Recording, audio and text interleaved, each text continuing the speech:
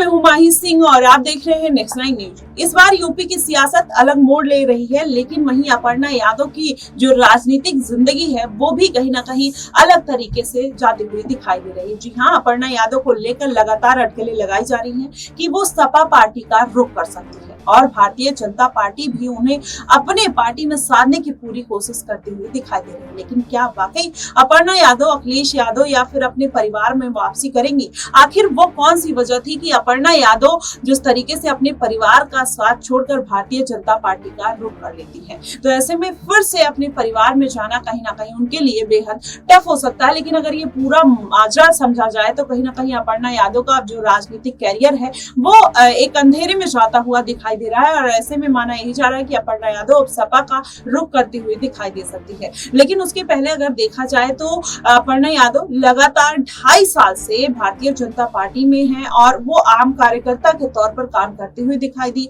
ऐसे में वो अपने जेठ धर्मेंद्र यादव के खिलाफ आजमगढ़ में चुनाव प्रचार करने पहुंचती हैं, लेकिन वहां पर भी कुछ ऐसा कमाल नहीं कर दिखा पाती जो भारतीय जनता पार्टी के खेमे में आता हुआ दिखाई दे। ऐसे में भारतीय जनता पार्टी क्या उनके राजनीतिक एक कह लीजिए एक्सपीरियंस को लेकर सवाल खड़ा करती है, जिसकी वजह से उनको कोई बड़ी जिम्मेदारी अभी तक पार्टी में नहीं मिल पाई। लेकिन वहीं अखिलेश यादव की बात करें तो अखिलेश यादव या शिवपाल यादव हमेशा से ये बात कहते हुए नजर आए कि अपर्णा यादव की जो उनके घर के दरवाजे हमेशा के लिए खुले हैं, वो भारतीय जनता पार्टी से कभी भी अपने घर की पार्टी में वापस आ सकती हैं। वैसे अपर्णा यादव के ऊपर ये सारी चीजें डिपेंड करती है कि क्या वो भारतीय जनता पार्टी को छोड़कर सपा का रुख करेंगी या फिर भारतीय जनता पार्टी में किसी बड़ी जिम्मेदारी मिलने का वेट करती हुई दिखाई दे सकती है। लेकिन अभी देखा जाए तो कुछ ऐसी सीटें हैं, मिल्कीपुर सीट है, जहां पर करहल सीट है, बिजनौर सीट है, ऐसे में तमाम सीटें हैं जहां पर अब माना यही जा रहा है कि अखिलेश यादव अपर्णा यादव को कोई बड़ी जिम्मेदारी इन सीटों पर दे सकते हैं।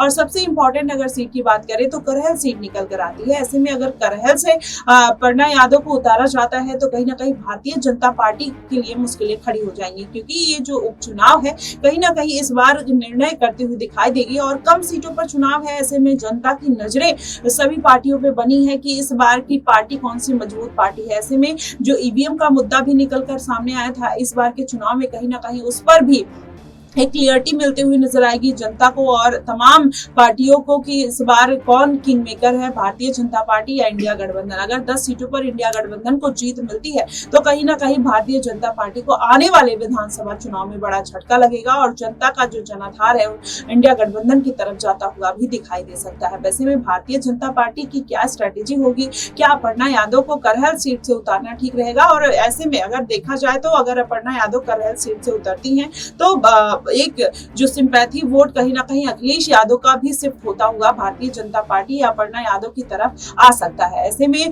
अब देखना यही होगा, माना यही जा रहा है कि हो सकता है भारतीय जनता पार्टी अपर्णा यादव को रोकने के लिए कोई सीट उनको जरूर दे सकती है। लेकिन अगर ऐसा नहीं होगा तो इसमें ये फिक्स माना जा रहा है कि अपर्णा यादव अब सपा पार्टी का रुख करती हुई दिखाई दे सकती है। फिलहाल आपको क्या कुछ लगता है, आप हमें कमेंट बॉक्स में जरूर बताइएगा। फिलहाल के लिए बस इतना ही। देश और दुनिया की तमाम खबरों के लिए हमारे साथ बने रहिएगा नेक्स्ट 9 न्यूज।